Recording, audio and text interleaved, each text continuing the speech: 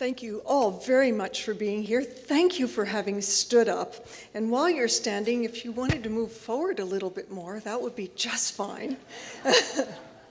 And if you're all too shy, then we will instead commence the ceremony by asking Carleton graduate soprano Nadia Petrella to sing the national anthem.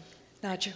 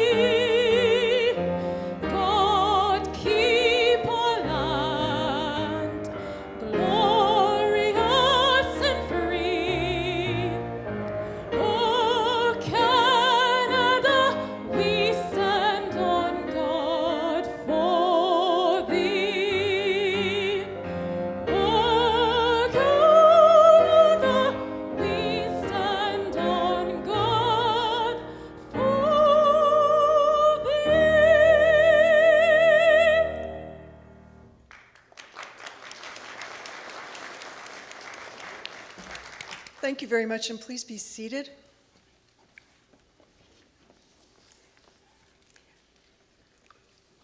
Dear colleagues, faculty and students, members of the House and Senate, ministers, speaker, and friends of our great new Chancellor, Salve. That is Latin for welcome. Welcome to convocation. Convocare, convocazione, bringing together. And today we come together in a ceremony to bid our new Chancellor welcome, Salve. And I would like to offer the very first word of welcome to Dr. Victor Rubinovich, who has so kindly invited us to join him in his beautiful home. I'd like to thank Dr. Rubinovich for his leadership, his support, and his friendship for Carleton University, for our Chancellor, for our board chair, and even the President, Dr. Rubinovich.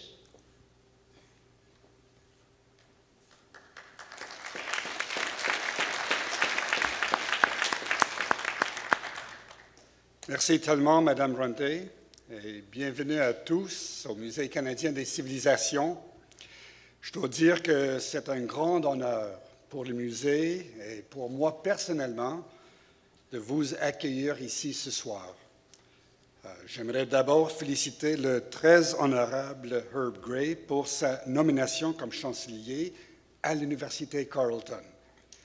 Et j'aimerais aussi féliciter l'Université Carleton pour la sagesse de son choix.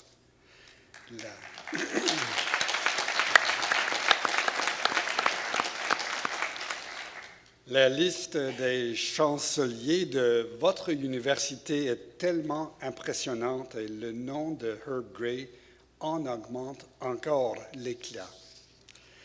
The National Capital Region, Ottawa and Gatineau, is blessed by the presence of 3 universities. It's blessed by the presence of several major community colleges.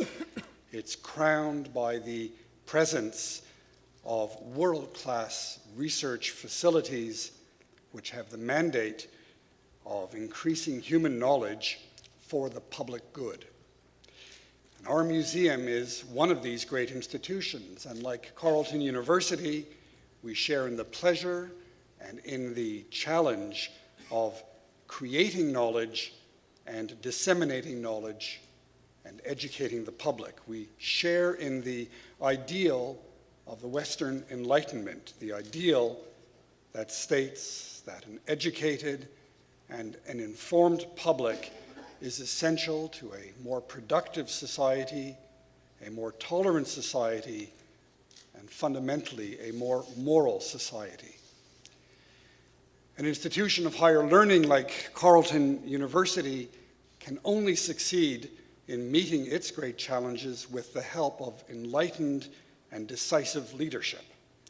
The intellectual and the operational leadership of Dr. Roseanne Runte and her academic colleagues is felt throughout your community. The governance leadership of Jacques Shore and the members of your board is admired across this region. And now tonight you meet to install the Right Honourable Herb Gray as your Chancellor, your symbolic apex of authority. I wonder how we are supposed to refer to a Chancellor. He combines symbolically a moral authority and a legal authority and even a pedagogical authority. You have chosen wisely, because Herb Gray's life's work and his conduct and his demeanor all exemplify the highest standards of responsibility and ethical behavior. Herb Gray is above all a unifier, a builder of consensus, and really a seeker of common sense. It was my pleasure and my honor to work with him and to work for him on various occasions during my own public service career. And I've witnessed how the Right Honourable Gentleman, as he chaired and guided various committees of cabinet, how he exemplified a certain extraordinary quality of leadership. And at the risk of betraying deep secrets of the Privy Council, let me tell you how he was able to create such cooperation, how he did it with subtlety, with low levels of noise, with firm gentleness, and how he would decide when an issue was resolved or when an issue, as he would say so quietly, requires further consideration.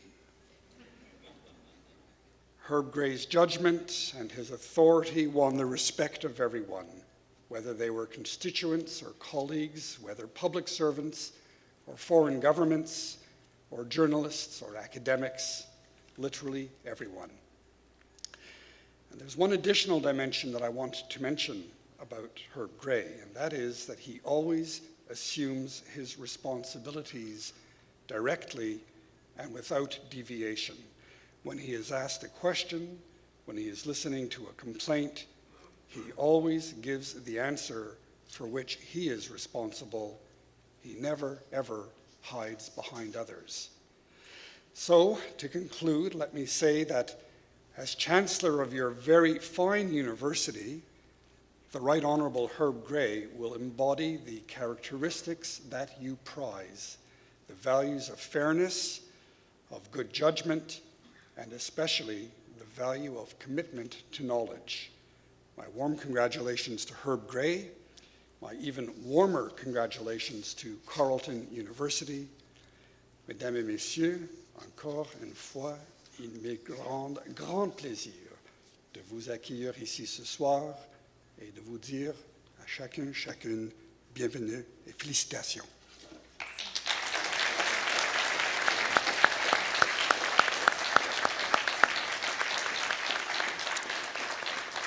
Merci, Monsieur Rabinovich, de ces paroles si sincères et si sages. Et je vous remercie de la part de Monsieur Gray de tout ce que vous avez dit à son propos, parce que je sais que c'est la vérité. Tonight we have many colleagues here, included among them are a number of university presidents and chancellors, and I'd like to say a special welcome to you and let you know that you're not alone, because 50 other university presidents and chancellors have written special notes to you, Chancellor Gray, and they will be given to you later on this evening. So thank you all for being here. I would like to say who I am. I'm Roseanne O'Reilly Runte, Yesterday, I visited my dentist, and the hygienist put the little bib on me, plunked me in the chair, and looked at me and said, "Ah, you're the cookie lady." I said, "I hope you like cookies," and she said yes.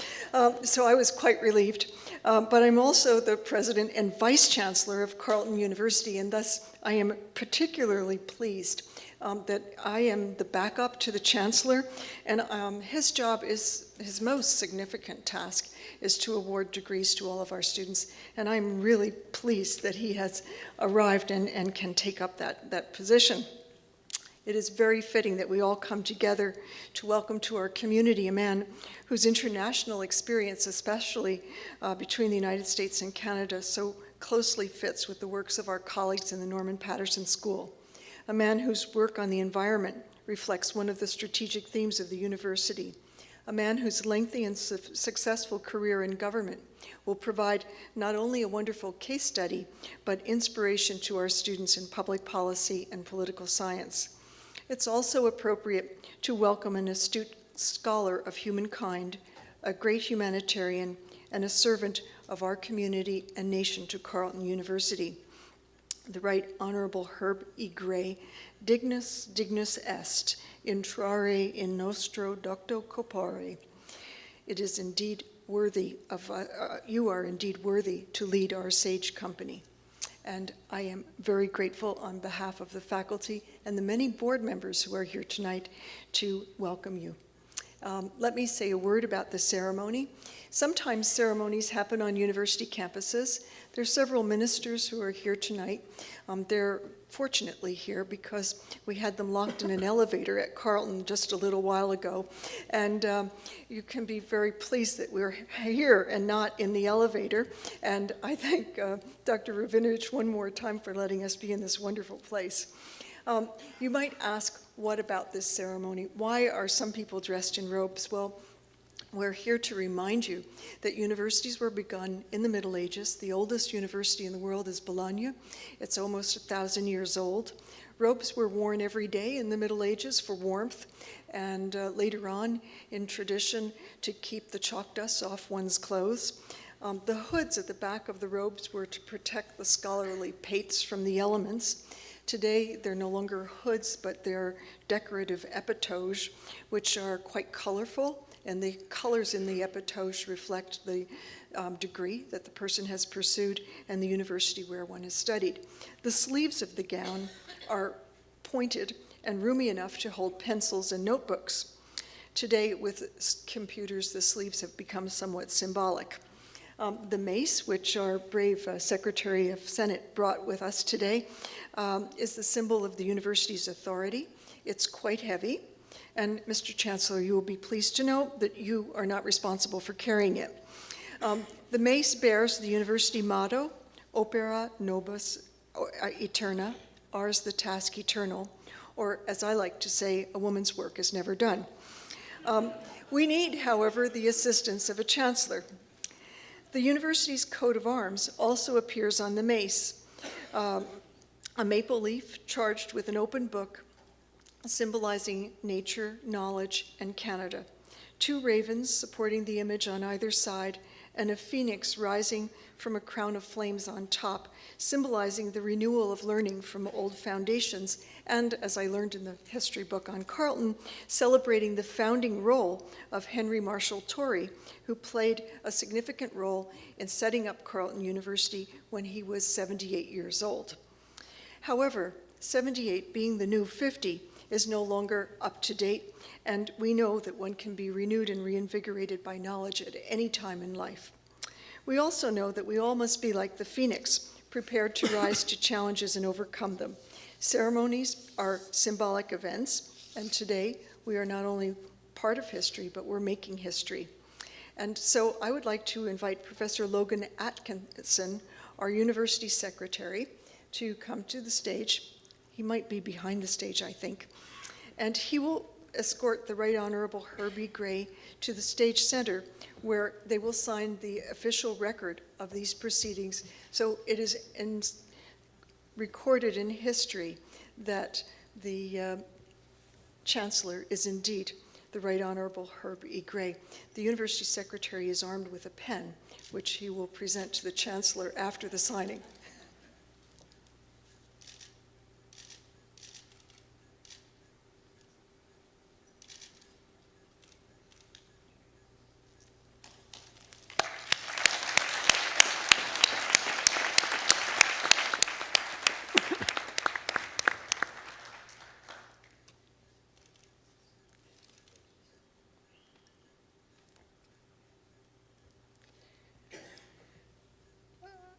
Chancellors, titular heads of universities and institutions of learning must offer an example to others.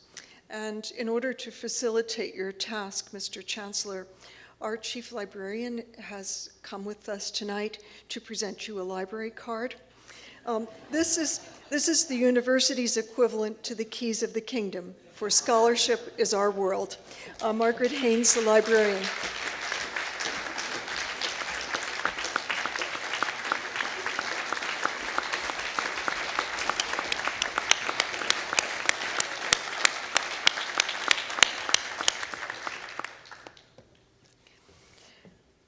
Mr. Chancellor, you are also probably aware of the fact that the Ravens are not only in the university crest, but they live in the Raven's Nest, where they won a brilliantly played basketball game last night. Alan, I'm sorry. Well, not that sorry. While the robe which you are wearing is truly distinctive, it is not what is typically worn when one goes to a basketball game.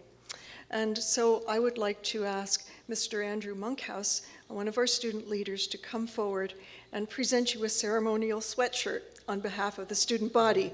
This is symbolic of our community, which works together and cheers together.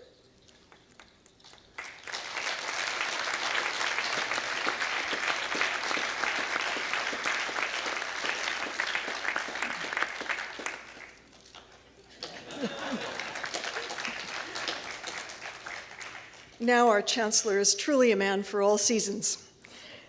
I would like to now call on Ms. Pat Finn, who's representative of the Faculty University Club, to present you a gift certificate to use at one of our Thursday evening social events. This is a free advertisement. They are excellent. You're all invited. The certificate is symbolic of the good cheer and fellowship which we share with all the faculty and staff. Thank you.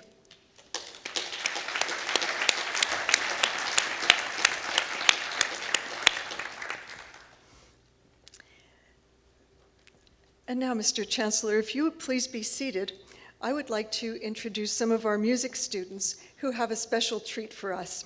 They're going to perform Johann Sebastian Bach's air from Orchestral Suite Number 3 in D major. Their music is like the phoenix in our crest. It moves from old to new. It is like the transmission of wisdom from faculty to younger minds. The group, fully trained in the classics, will demonstrate how a piece from Bach can be transformed into jazz and rock. Thank you.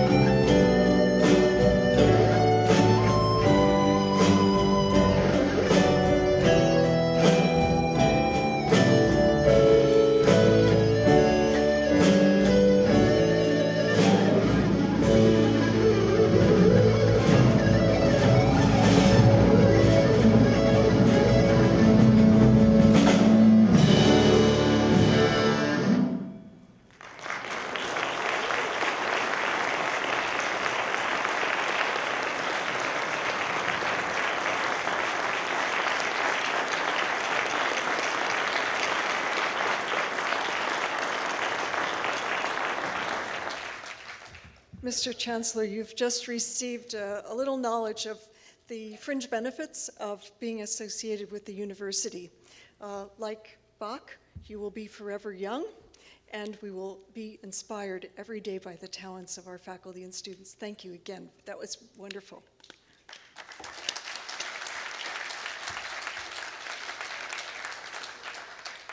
Convocation is most frequently a celebration of our students' graduation, the time in which they become alumni, or as the Latin translation is, the souls of our institution, carrying with them a bit of Carleton University in their hearts wherever they travel.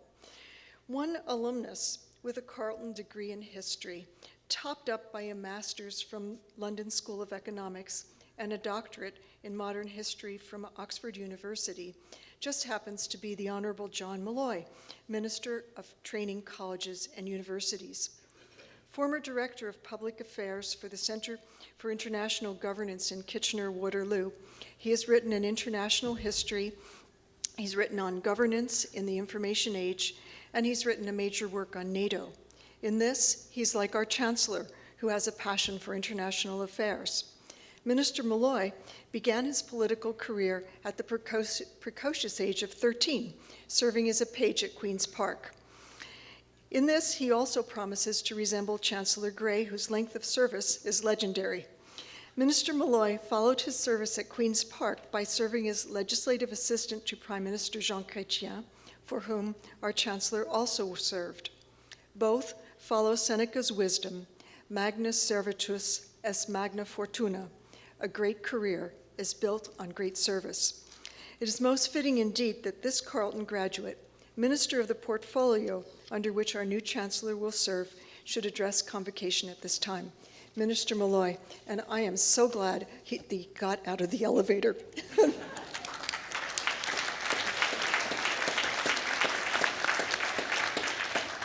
You're glad we got out of the elevator. I'm glad. Good afternoon, Chancellor Gray. Ladies and gentlemen, it's a great pleasure to be here to bring greetings on behalf of the Government of Ontario in my role as Minister of Training Colleges and Universities, and also, perhaps more importantly, as a very, very proud graduate of Carleton University. C'est un grand plaisir d'être ici ce soir pour féliciter quelqu'un que j'ai eu le plaisir de connaître et avec qui j'ai eu le plaisir de travailler pendant de nombreuses années ici à Ottawa. Before saying a few words about Mr. Gray, I just want to take a second and also honor our outgoing Chancellor of Carleton University, Marc Garneau. I understand Mr. Garneau could not be here tonight, but obviously all of us are aware of his contribution not only to the university, but to our country as Canada's first astronaut. And now, of course, he's gone on to the wonderful world of politics. I wonder if sometimes he doesn't envy being back in space when he's in the House of Commons. But we certainly do thank him for his contribution to Carleton University. The Right Honourable Herb Gray, as I think everyone in this room would attest to, has accomplished so much in his life it would be impossible to give even a brief biography tonight without going on and on for many hours. I think all of us are aware of the numerous cabinet portfolios he held both under Pierre Trudeau, John Turner, and then Prime Minister Chrétien, where he reached the pinnacle of his career as Deputy Prime Minister. He also had the honor, and he would be angry at me for not mentioning the fact that he was an MP for Windsor for 30 years, his first passion always in representing his constituents. As you heard from my introduction, I had the opportunity, having the privilege of working for the Prime Minister, of working very, very closely with Mr. Gray for a number of years in Ottawa. And he certainly taught me a great deal about politics and about life, a great deal that I put to use every day, Mr. Gray, at Queen's Park. He taught me about the value of hard work, of attention to detail, and most of all about integrity in politics. And I've got to tell you that I am not the only person with a close association to Mr. Gray around the cabinet table in Ontario, and I actually bring the personal greetings of a number of my colleagues who have worked for Herb Gray either directly or indirectly. Sandra Pupatello, the Minister of International Trade, who hails, of course, from Mr. Gray's riding, represents it. Our Minister of Finance, Dwight Duncan, and George Smitherman, the Minister of Energy and Infrastructure. So, Madam President, you have 4 cabinet ministers around the table who have been associated with your Chancellor. So I think if he wants to teach a political science course, you should let him, because every young politician in town will want to show up for that. Mr. Gray, I think you would all agree, is a symbol of devotion and dedication to public service, a true statesman and a gentleman. Carleton University is respected for its strength in so many areas, among them an important voice in the world of public policy. Herb Gray's installation as Chancellor will help carry Carleton's banner of excellence and make sure that it continues to succeed as one of Ontario and Canada's outstanding universities. On behalf of Premier McGuinty, on behalf of the Government of Ontario, on behalf of the people of Ontario, thank you, Mr. Gray, for your years of public service, and thank you for taking on this important role. Congratulations. Carleton is so much the richer to have you as Chancellor. Thank you very much. Good night.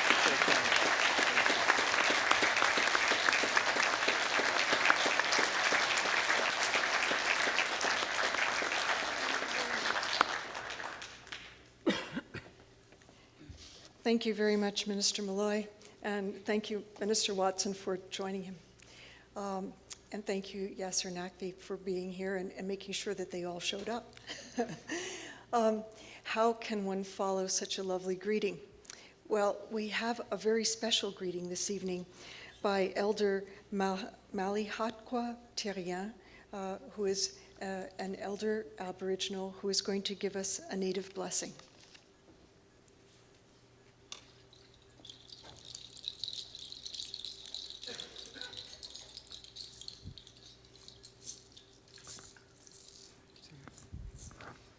I don't know if I'm mic'd. Am I mic'd?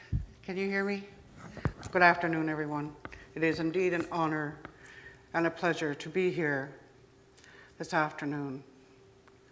I know that a lot has been said about you, Right Honorable Herb Gray, and every statement has been said, and you have delivered so much to your country.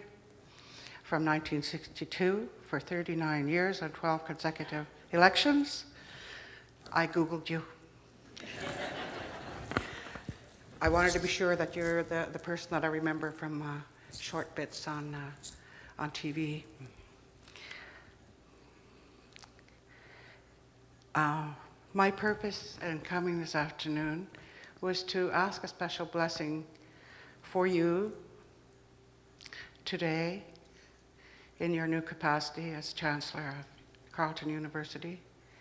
And I brought my fan, my rattle, and I have a very special request.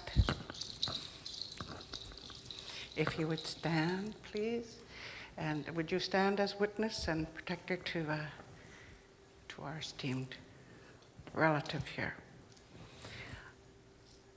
And the process that I do is just a gentle touching. And if that is all right with you, I would be most honored to do so. So, Cookschum Kalkukbi, for the life of service that this honorable member of our Parliament has done in all the capacities and the green spaces that he's created for the generations to come. I pray at this time and ask blessings on your wife, Sharon, and your children and your grandchildren. I wish you long life and good health and many joys throughout the years. And we thank you from the bottom of our heart. Thank you very, very much. Something that touched me very much was when you picked up your cell phone and they invited you to become the new Chancellor, and you said, well, I'll have to check if there's a conflict of interest with my other activities. And in our way, we raise our hands this way. In the territory that I come from, we do this. When we raise our hands, I raise my hands to you in honor and respect. Cookschum. Thank you so very much. Cookschum. And thank you for witnessing. Cookschum. Cookschum. Thank you very much.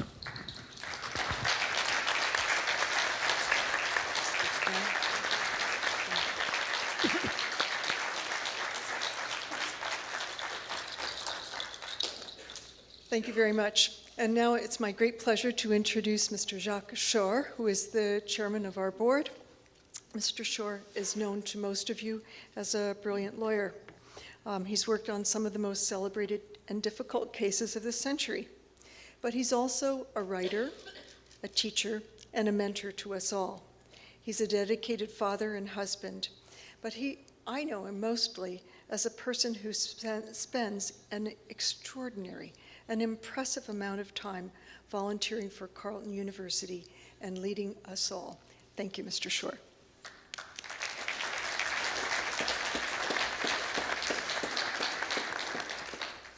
Thank you so much for that introduction. C'est vraiment un grand plaisir d'être ici ce soir parmi vous. Right Honorable Herb Gray, Madam President, Vice Chancellor Dr. Aurelie Runta, Past President Richard Van Loon, distinguished faculty and guests, students, Mr. Speaker, senators, ministers, and dear friends. Good evening. Thank you for joining us to celebrate this very special occasion in the life of Carleton University. I am so very pleased to see so many familiar faces here today, including 3 generations of the Gray family. Your presence here today says so much about the love and respect that you as a family have for your husband, father, and grandfather. We come together today to celebrate, indeed, as we've heard and as we know, a unique man, a great Canadian, and confer upon him the duties of Chancellor. As chair of the university's Board of Governors, yes, I am indeed very proud of Carleton, this institution, and what it has given to Canada, the world, and what it continues to provide. I preside over many meetings and participate in many university functions, but few can match both the excitement and the gravitas of installing a new university chancellor. And I cannot think of a better choice for the university than the Right Honorable Herb Gray. His accomplishments are legion. His energy is unparalleled. His lifelong dedication to public service is beyond remarkable. We have much to learn from Mr. Gray, and we are fortunate that he will be with us at Carleton to offer guidance, support, and inspiration. As we know, the longest continuously serving MP in Canadian history, Mr. Gray graced the halls of Parliament for nearly 40 years as a master parliamentarian. He was a sage advisor to his colleagues and trusted counsel to prime ministers dating back to Lester B. Pearson, who I must add also distinguished our Carleton University as chancellor after his years as prime minister. Mr. Gray served in a wide variety, an array of roles in the cabinets of 3 governments and became deputy prime minister, the first person to occupy that position as a full-time post. Yet, he was widely respected by all members of the House of Commons, regardless of political affiliation.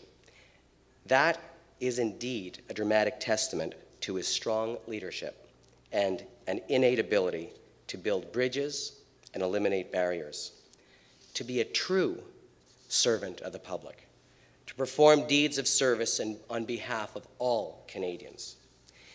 As Mr. Gray said to a young and eager lawyer who had then been recently engaged in the service of the Government of Canada in 1982, and to this young lawyer who already then felt a deep respect and affection for Mr. Gray as a leading star in Parliament, Mr. Gray said, to be a member of Parliament alone and to serve with devotion a constituency in the House of Commons, that is the greatest honor and privilege one could have. Well, I was that young lawyer, and that said everything to me about who the man Herb Gray was then, and demonstrates to me why we recognize Mr. Gray as we do today. Mr. Gray resigned from the House of Commons in 2002, and while most people would have taken a well-deserved break, he did not. He has been serving since then as the Canadian chair of the International Joint Commission that deals with transboundary water and air issues, a most prestigious and historic post in the context of Canada-US relations. We have Terry Breeze here, the U.S. Embassy representing the U.S. government. It's a pleasure to see you here to celebrate with us today. It is not surprising that he is one of the only 3 Canadians outside the Prime Ministers, Governors General, and Chief Justices who have been accorded the title of Right Honourable. And it is also appropriate that his many honours include being named as a companion of the Order of Canada, the highest designation. Carleton University is proud of Herb Gray's selfless service, his consuming interest in solving real-world problems, and his work on Canada-US issues. He is an enduring force in politics and in our community, and we salute him. He embodies Carleton's most cherished values and goals, and he sets an illustrious and timeless example at an institution widely recognized for its endeavors in public affairs and international relations. I am so very pleased that the entire Carleton community, including the leaders of tomorrow who are pursuing academic excellence on our campus, will have the benefit of his wise counsel and example he has set. We are profoundly honored to have you here. We look forward to your leadership in the years to come and to witnessing your continued devotion to public service through your new role as Chancellor of our great university. I now ask you, Mr. Gray, to accompany me to the front.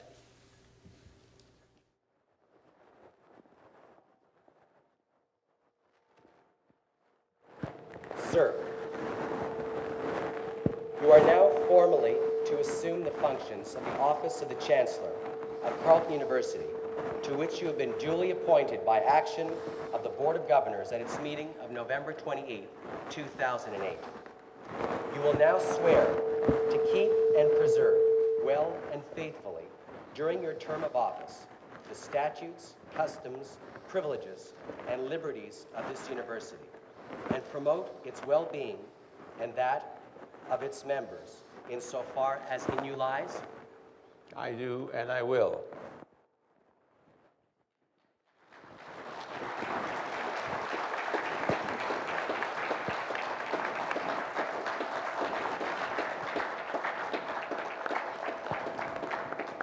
I now install you, Herb Gray, as Chancellor of Carleton University with all the rights and privileges of that position.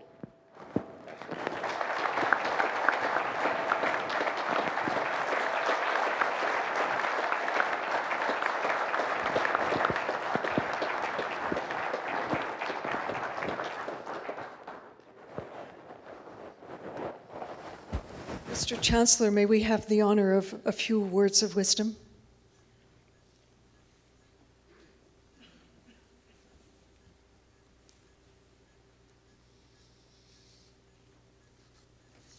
Well, I must begin by thanking not only those who have spoken, but all who have come here today. I especially appreciate the 2 ministers who were here, because among those in the audience was Jim Watson, who was a Carleton graduate, and when he was here, he was president of the student body. And also I want to recognize in the audience the Speaker of the House of Commons, Peter Milliken, who was at one time my very able and supportive parliamentary secretary. I appreciate everything that's been said about me, especially by the ministers, because they're nice enough to mention their link with me and their resumes. There's nothing that's suppressed. It doesn't have to be disclosed by access to information. It's right there, right out front. And I want to also draw attention to and thank the 2 distinguished chancellors, the Chancellor of McGill and the Chancellor of the University of Toronto, 2 institutions with whom my wife and I and children have close familial connections. And now we have this honor with respect to Carleton. So I have to thank the Board of Governors for giving me this great honor, and it is a great honor to be the 10th Chancellor of Canada's capital university. When I was asked by the chair of your Board of Governors and your president to accept this appointment without needing much reflection, I felt I should do so, since I have a high regard for Carleton and its specialized schools and institutes. Also, I felt I should accept because I would be following, as was mentioned, in the footsteps of people like Nobel Prize winner and former Prime Minister Mike Pearson, yet another Nobel Prize winner, Gerhard Herzberg, and the former senior federal deputy minister, the late Arthur Kruger, whose name is borne by your new College of Public Affairs, and of course, most recently by Dr. Mark Garneau, astronaut, scientist, and former head of the Canadian Space Agency. Well, because of Carleton, our paths converge and intersect. Mark Garneau has gone from two worthy forms of public service, being your Chancellor and head of the Canadian Space Agency, to another worthy form of public service as an elected member of the House of Commons. As you know, I came from that direction to my present position, Canadian Chair of the International Joint Commission of Canada and the United States. And now I add to it the role and responsibility of the Chancellor of Carleton University, with the support and encouragement of my wife Sharon Sholsbury-Gray and my family. Now, in preparing these remarks, I sought the meaning of the word university. My Webster's New Collegiate Dictionary says in part, and I paraphrase, a university is an institution of higher learning with facilities for teaching and research and the granting of undergraduate bachelor's degrees and graduate master's degrees and doctorates.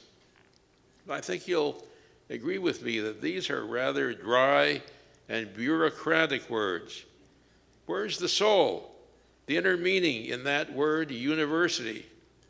Well, I found it shares a root with the word universe, that word meaning not just the world of human experience, but the entire celestial cosmos. Also, I've learned that the word university comes from the Latin universitas, or universum, meaning a community of teachers and scholars. Now, when I consider your strategic plan published earlier this year, I believe that the world of human experience and the entire cosmos is not too big an ultimate objective for the Carleton community of teachers and scholars. This strategic plan is entitled and speaks of defining dreams, and in reviewing this document, I was impressed with all of it, but my attention was drawn especially to these words in its introduction, and I quote, Carleton University has always been responsive to the needs of our community and has changed the lives and the future of the nation.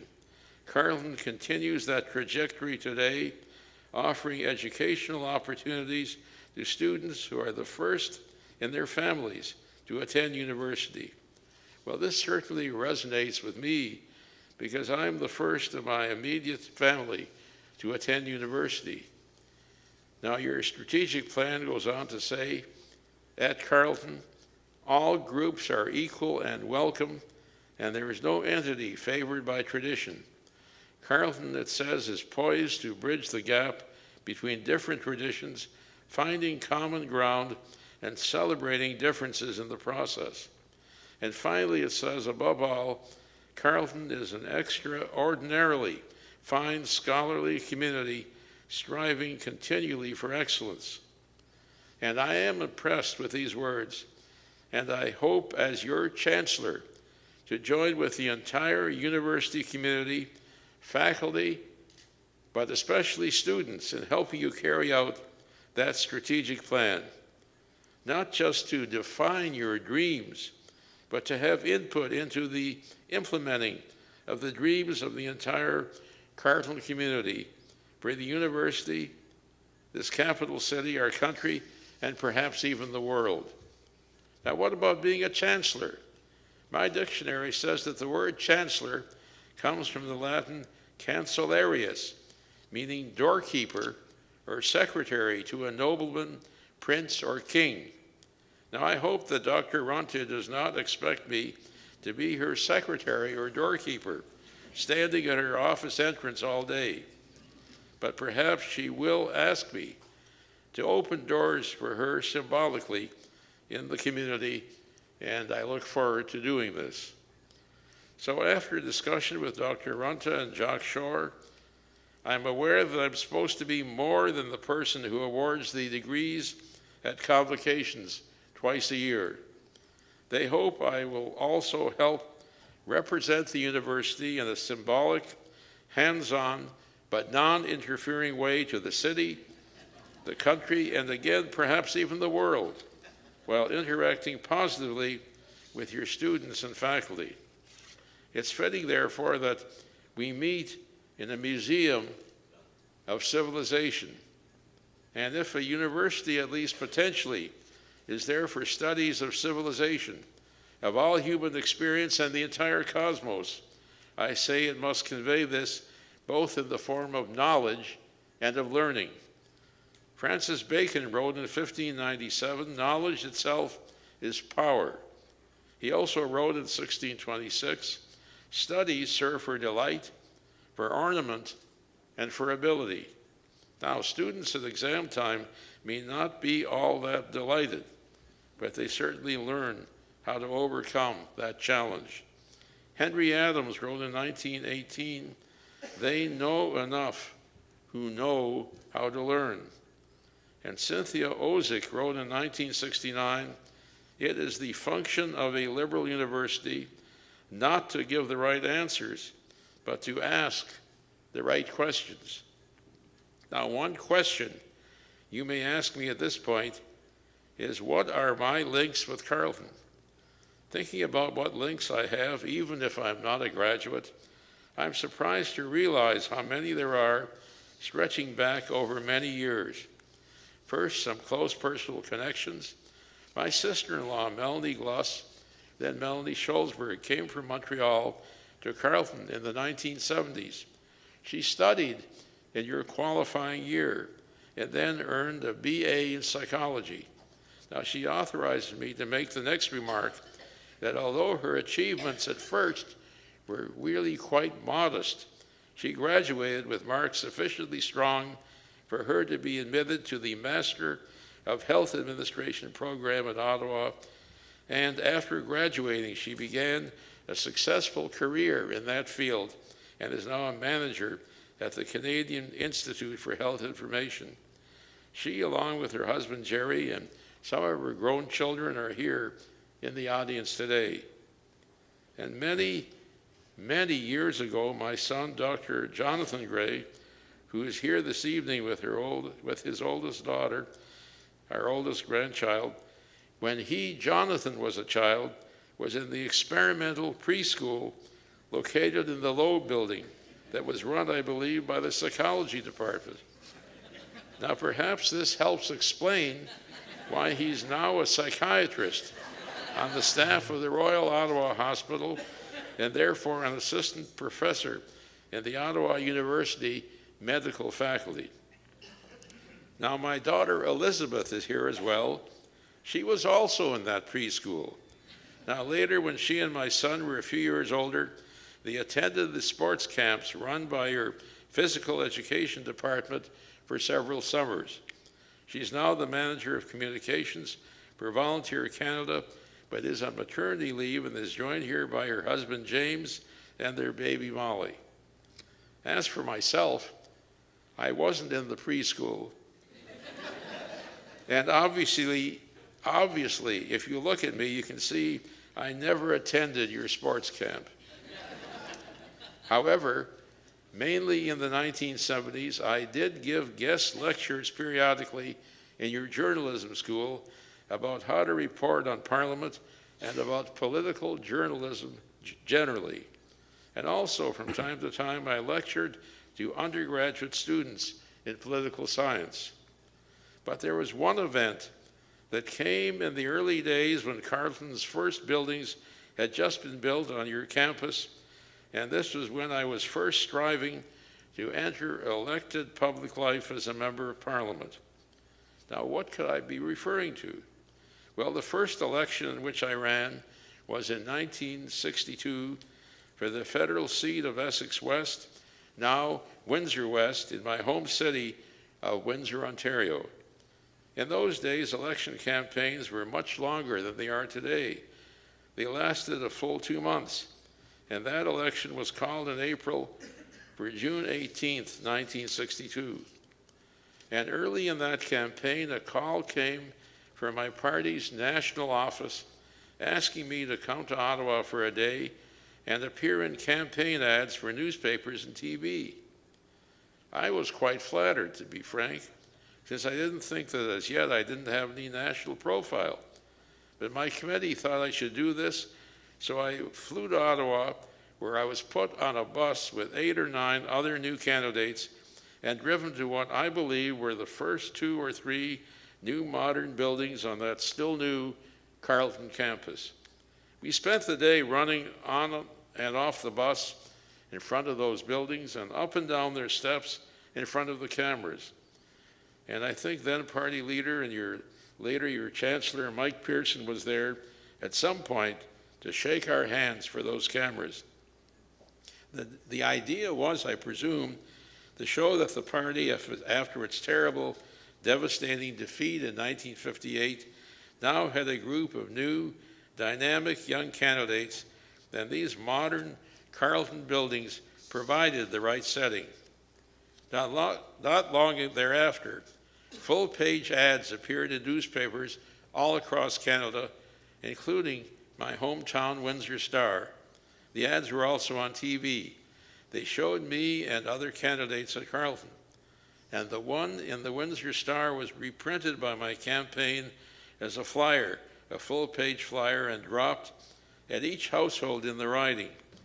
I felt my campaign gain momentum only after these flyers showing me at Carleton were distributed. So I was elected in 1962 and 12 more times in a row thereafter. So I submit that Carleton, or at least its first buildings on your campus, was itself linked, but I'm sure in a totally nonpartisan way, to my, and to many at the time, surprisingly successful entry on my first try into federal elected politics. Well, enough reminiscence. I don't engage in it too often. What about the here and now? And more important, the future? To answer this question by way of conclusion, I put it another way. Where will I stand as your Chancellor?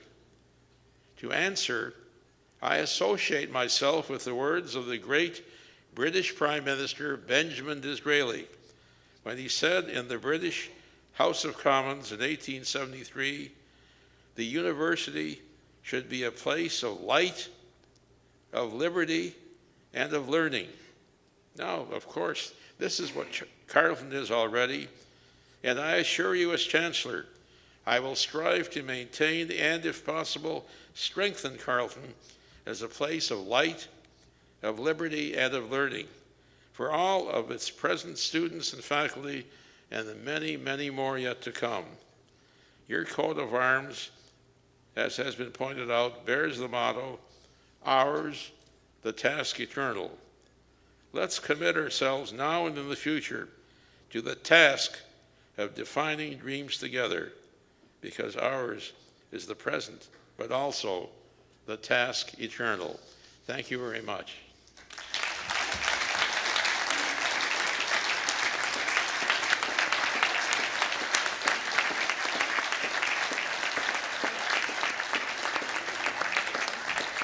We have the Right Honourable Mr. Gray's granddaughter here to present him flowers.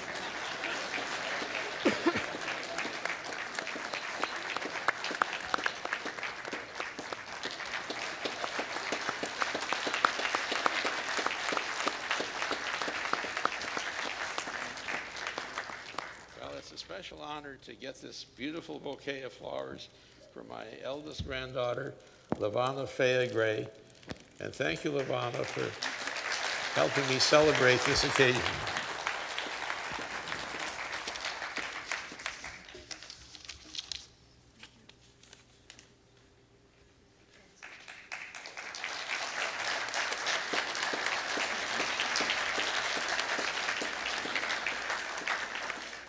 Now, I told you that there were 50 letters from presidents and from chancellors. Well, there were also a certain number of letters from former prime ministers. They couldn't all be with us, and from their descendants. The first, and I'm not going to read them, but I'm just going to note them because it's, I think, very special. Mike Pearson. We also got Brian Mulrooney, Right Honorable Joe Clark, the Right Honorable Mr. John Turner, and the Right Honorable Jean Chrétien, all of whom wish they could be with you today and wish you Godspeed as Chancellor. Before closing, I'd like to say thank you. In French, just one word, merci. A very small word with a great meaning nonetheless. Colleen LaPlante, Sally, Beth, Chris, board members, Mr. Gray's family, friends, and staff, Mr. Ravinovich, everyone here at the museum, thank you all. I really appreciate all of the hard work that went into making this ceremony very special. And it is a very special ceremony because it was made uniquely for Mr. Gray. We didn't take one out of the book. This was a unique ceremony for you. And now that we've properly installed you, you will be able to join us in our lectures, our meetings, and preside officially over our convocations while you help us make a good bridge to the community. Since he's taken on this role, I expect that you'll meet him in the street and you'll be able now to greet him with an additional token of respect. Now, the theme of this convocation has been a little Latin lesson, and you know we started with Salve, and so I thought that I should end with a small Latin lesson for the rest of the evening.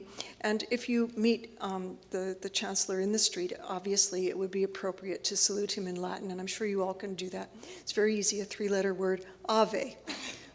Ave, Mr. Chancellor. And at the conclusion of your conversation, which you can probably do in French and English, you would want to conclude again in Latin, and you would then give him a Latin farewell, Vale. Vale, oh, that's really good. Okay.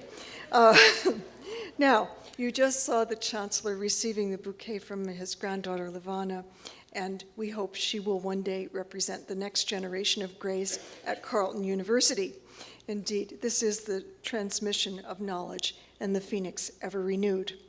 In view of the special nature of today's event, I would not ask you to close by saying Vale with me, but to join me in Plaudite, which is applause for our new Chancellor. Thank you very much.